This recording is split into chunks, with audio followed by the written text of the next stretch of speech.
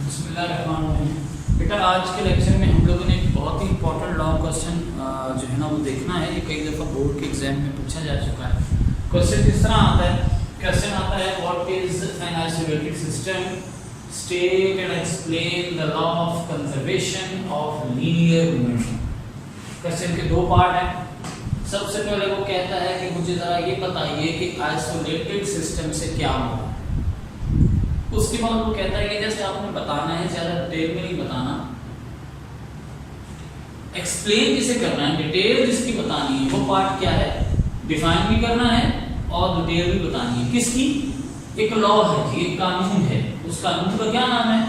Law of conservation of linear moment. अच्छा आपने देखी कंजर्व का मतलब क्या होता है? महफूज रखना, बरकरार रहना, कंजर्व। तो वो कहता है कि मोमेंटम जो है ना वो बरकरार रहेगा। कब बरकरार रहेगा? टकराव में। मतलब वो कहना ये चाह रहा है, जब आप इस आर्टिकल को थॉरली स्टडी करेंगे तो दरअकीकत आपके पास दो बॉल्स होंगी, जैसे बिलियर्ड या स्नूकर की बॉल्स होती हैं। दोनों मूव कर रही होंगी तो दोनों का मोमेंटम होगा, क्योंकि दोनों की स्पीड भी होनी है, दोनों का मास भी होना है, और वो फिर आपस में आकर के टकराएंगी तो एक दूसरे पे ताकत लगाएंगी, स्पीड चेंज हो जाएगी। ठीक है, टकराने पर स्पीड भी चेंज होगी ना, वेलोसिटी चेंज हो जाएगी, हो सकता है डायरेक्शन चेंज हो जाए तो वेलोसिटी चेंज हो जाए। लेकिन वो कहता है कि वेलोसिटी में, स्पीड में चेंज होने के बावजूद, मास तो चेंज नहीं होगा, वेलोसिटी और स्पीड में चेंज होने के बावजूद भी मोमेंटम चेंज होगा, बट जो टोटल मोमेंटम है वो चेंज नहीं होगा, वो बरकरार रहेगा। वो क्या रहेगा? कंजर्व। उम्मीद है आपको थोड़ी बहुत आर्टिकल की समझ में आ गई होगी कि वो पूछना क्या चाह रहा है। जब हम इसकी डिटेल देखेंगे तो इंशाल्लाह आपको मुकम्मल समझ में आ जाएगी। अभी हम लोग देखते हैं इसको। सबसे पहले हम समझते हैं आइसोलेटेड सिस्टम कि ये क्या है। ये जो वर्ड है आइसोलेटेड, आइसोलेट करना किसी भी चीज को, महफूज कर देना। आप कहेंगे सर कंजर्वेशन का मतलब भी तो महफूज है।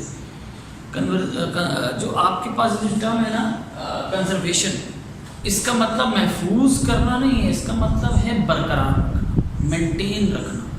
ठीक है, और इसको फिर हम इन टर्म्स ऑफ महफूज हो गया जी इसमें ले जाते हैं।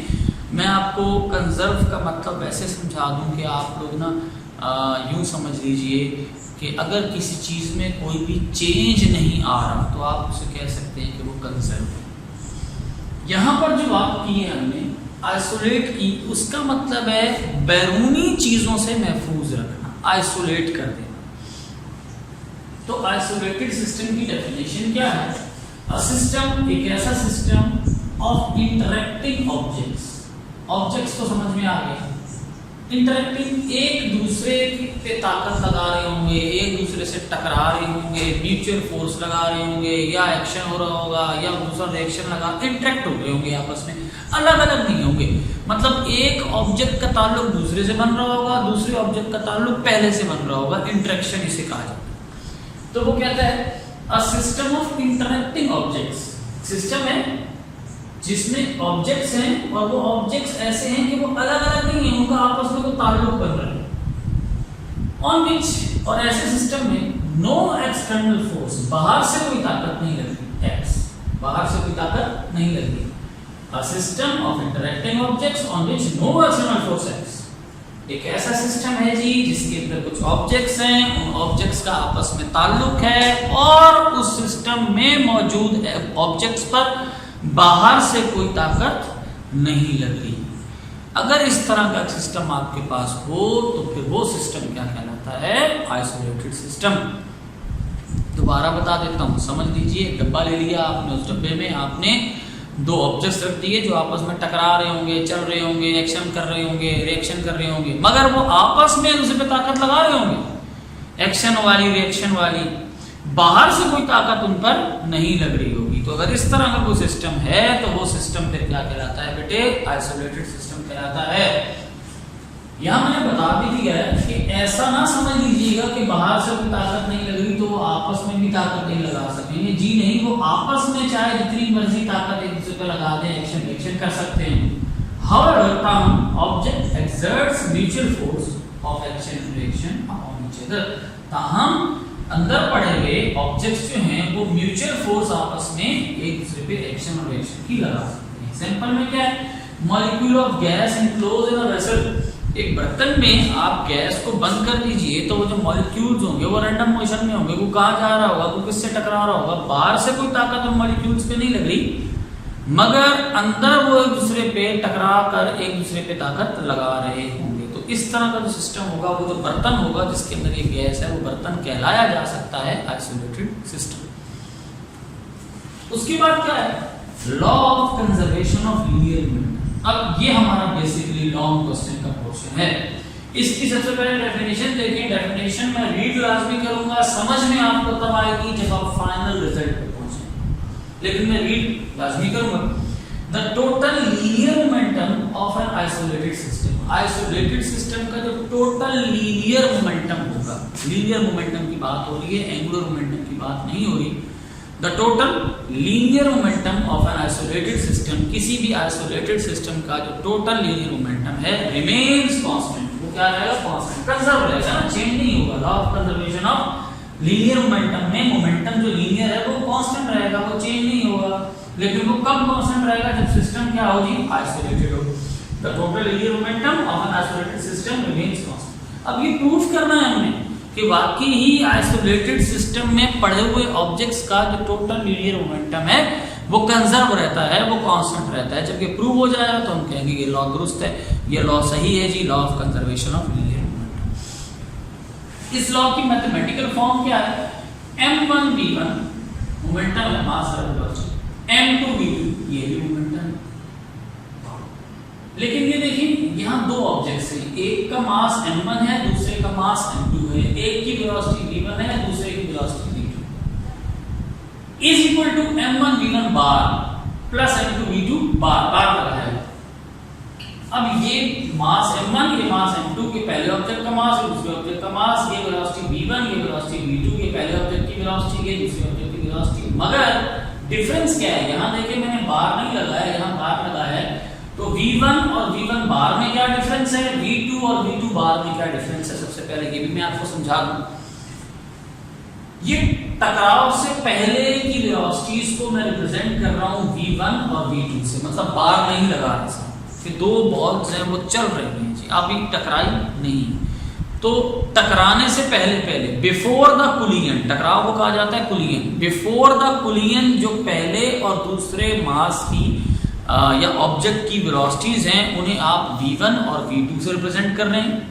अब आगे चलकर किसी लम्हे वो दोनों टकरा जाते हैं, टकराने के बाद वो रुकेंगे तो नहीं, चल रहे होंगे, मगर उनकी वेलोसिटीज लाजमी चेंज हो जाएंगी, या स्पीड चेंज होने की वजह से या डायरेक्शन चेंज होने की वजह से वेलोसिटीज चेंज हो गई। तो अब v1 जो है, जो कि टकराने से पहले वाली वेलोसिटी थी, वो नहीं रहेगी, वो चेंज हो जाएगी।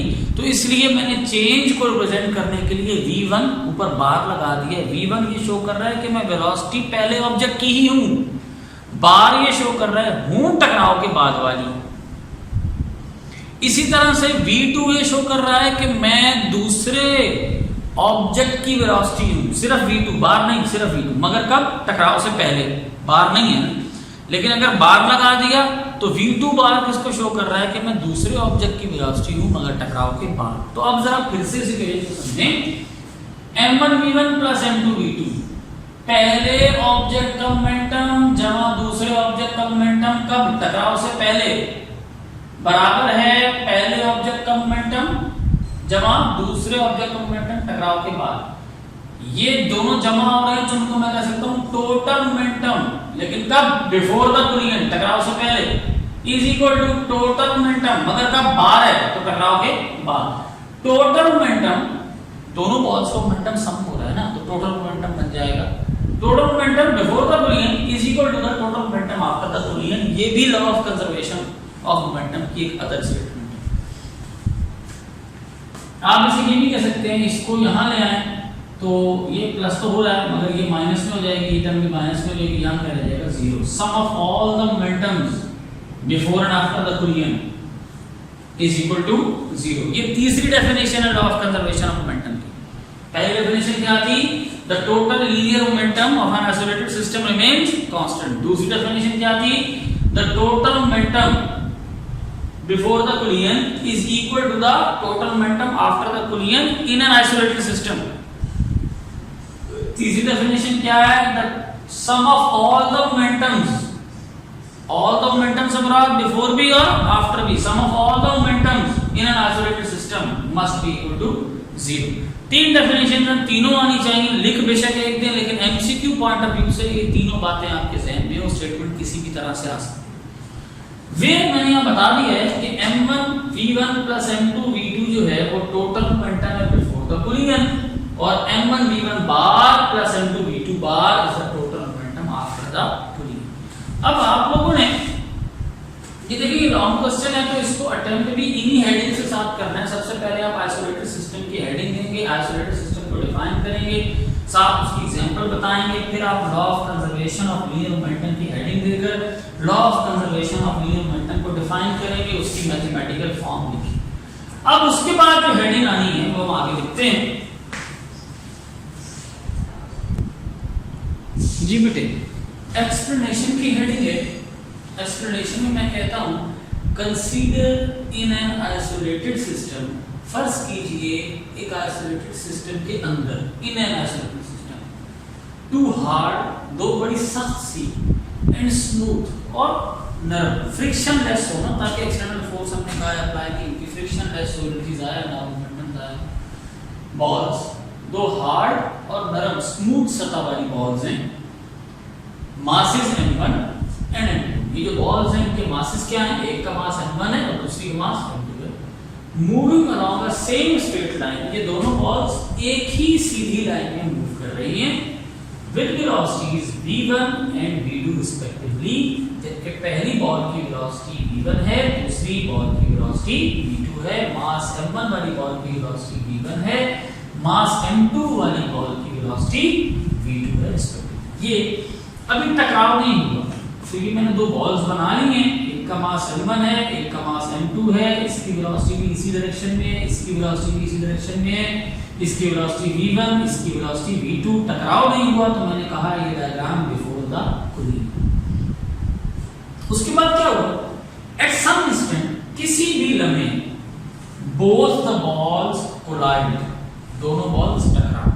जब टकराएंगी, जाहिर सी बात है जब दो ऑब्जेक्ट आपस में टकराएंगे तो पहला ऑब्जेक्ट दूसरे पे एक्शन करेगा उसी लम्हे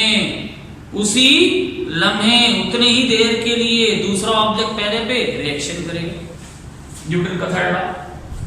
तो ये मैंने बना दी, दो बॉल्स टकरा गई है, लेकिन पहले टकराई नहीं थी, बीच में गैप था, टकरा गई है।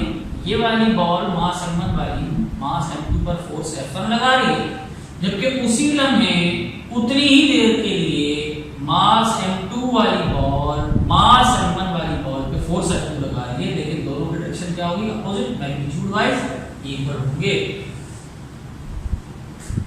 Eight some instant both the balls collide and after the collision, अब टकराव के बाद, ये कोलिजन है, अब टकराव के बाद क्या होना है? The bar of mass m1 moves with the velocity v1 बार। टकराने के बाद जो बॉल जिसका मास m1 था वो मूव करेगी, मगर किस वेलोसिटी से? v1 बार से। पहले वो v1 से मूव कर रही थी, अब v1 बार से। ये देखिए मास m1 आफ्टर द कोलिजन, टकराने के बाद वो किससे मूव कर रही है? v1 बार से। And the ball of mass m2, और वो जो बॉल है जिसका मास m2 moves with the velocity v2 बार। किस वेलोसिटी मूव करेगी? v2 बार से। यानी कि टकराव से पहले v1, टकराव के बाद v1 बार, टकराव से पहले v2, टकराव के बाद v2 बार। अब वो कहता है let us calculate the change in momentum. आइए अब चेंज इन मोमेंटम निकालते हैं। किसका? ऑफ बोथ बॉल्स का, दोनों बॉल्स का। The change in momentum of first ball is given as, पहली बॉल का चेंज इन मोमेंटम क्या होगा? चलिए पहले जनरल इक्वेशन देखिए। पहले जनरल इक्वेशन आपने निकाली थी, change momentum is equal to the time rate of change momentum is equal to the applied force, और फिर इंपल्स से आपने निकाला था F cross T is equal to delta P, यानी कि F cross T is equal to PF minus PI, यानी कि F cross T is equal to MVF minus MVI। यहाँ मैं लिख रहा हूँ F cross T is equal to MVF minus MVI। अब VF और VI इनिशियल और फाइनल वेलोसिटीज हैं। आप पहली बॉल का निकाल रहे हैं, पहली बॉल की डायग्राम में देखिए फोर्स कितनी है? F1, F1 आ गया, टाइम ले लें t1, पहली बॉल का मास कितना है m1, ये है जी टकराव के बाद की वेलोसिटी, फाइनल वेलोसिटी टकराव के बाद की है, इनिशियल वेलोसिटी टकराव से पहले की। तो टकराव के बाद की वेलोसिटी पहली बॉल की क्या थी v1 बार, इनिशियल वेलोसिटी मास m1 पहली बॉल का, और ये पहली बॉल की इनिशियल वेलोसिटी से क्या मुराद है, टकराव से पहले की वेलोसिटी। तो टकराव से पहले की जो वेलोसिटी थी मास m1 वो क्या थी v1, तो यहाँ क्या लगाएंगे v, ठीक है। इक्वेशन बनी f1 क्रॉस t1 mv1 बार माइनस mv।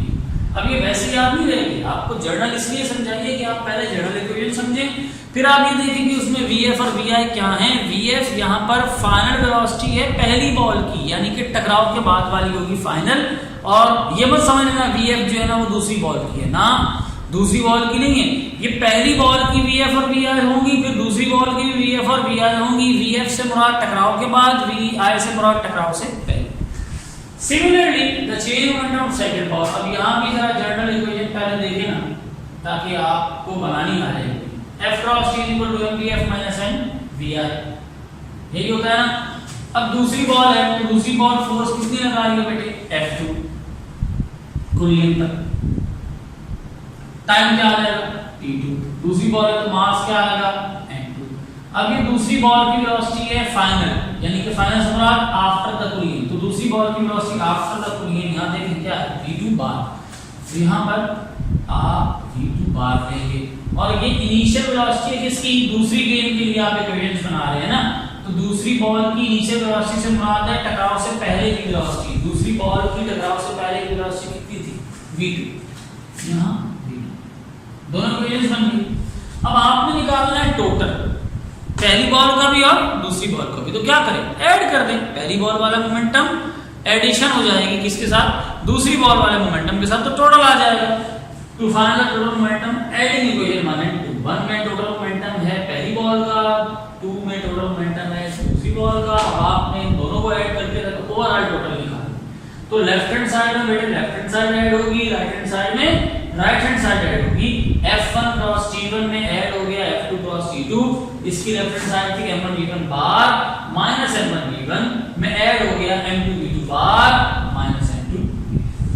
अब आप न्यूटन के थर्ड लॉ के मुताबिक जानते हैं action reaction are opposite direction पर इक्विवेलेंट मैग्नीट्यूड, यानी कि f1 और f2 वैसे तो बराबर है, मगर एक पॉजिटिव और दूसरा नेगेटिव, यानी कि एक की डायरेक्शन और है दूसरे की और, दोनों सेम टाइम के लिए होंगे, तो टाइम t1 और टाइम t2 इक्वल ही होंगे, इनका नाम है t रखो। ये वैल्यूज पुट करें f1 की जगह माइनस f2 क्रॉस t1 और t2 बराबर है t प्लस f2 है आ गया t1 और t2 बराबर है t इज इक्वल टू, ये साइड बिल्कुल एज इट इज आ जाएगी m1 v1 bar minus m1 v1, ठीक है जी, वेक्टर्स हैं तो ऊपर एलिमेंट लाजमी लगा, plus m2 v2 bar minus m2 v2। अब इन दोनों में से t कॉमन आ रहा है, बाहर निकालना है, यहां बच गया minus f2 plus is equal to m1 v1 bar minus m1 v1 plus m2 v2 bar minus m2 minus का f2 प्लस का f2, 0 0 multiply by t is equal to ये साइड फिर वैसे ही m1 v1 bar minus m1 v1 plus m2 v2 bar minus m2, minus वाले दोनों terms को उठाकर तो ले जाएं पॉजिटिव हो जाएंगी। ये वाली टर्म क्या है m1 v1 यहां आ गई पॉजिटिव, ये वाली टर्म क्या है माइनस m2 v2 यहां आ गई पॉजिटिव, तो m1 v1 plus m2 v2 ये दोनों टर्म यहां आ गए इज इक्वल टू, यहां क्या बच गया ये टर्म खत्म हो गई, ये भी टर्म खत्म हो गई, इधर राइट साइड में ये दो टर्म्स बचे क्या m1 v1 bar plus m2 v2 bar, तो is equal to m1 v1 bar plus m2 v2 bar. तो आपने क्या कहा, आपने कहा m1 v1 plus m2 v2 क्या था m1 और m2, मास m1 का मोमेंटम है, मास m2 का मोमेंटम है, ये मोमेंटम बगैर बार के है तो ये बिफोर द कोलिजन होगा, ये मोमेंटम मास m1 का, ये मोमेंटम मास m2 का, मगर ये बार के साथ है तो आफ्टर द कोलिजन होगा। तो total momentum of first bar plus second bar before the collision is equal to the total momentum of first bar plus second bar after the collision. तो आप इसको थ्योरेटिकली कैसे लिखेंगे, this means the total linear momentum before the collision is equal to the total linear momentum after the collision. This is called law of conservation of linear momentum. आपने बिल्कुल बेटे ऐसे ही headings बना के लॉन्ग क्वेश्चन के तौर पे attempt करना है इसे।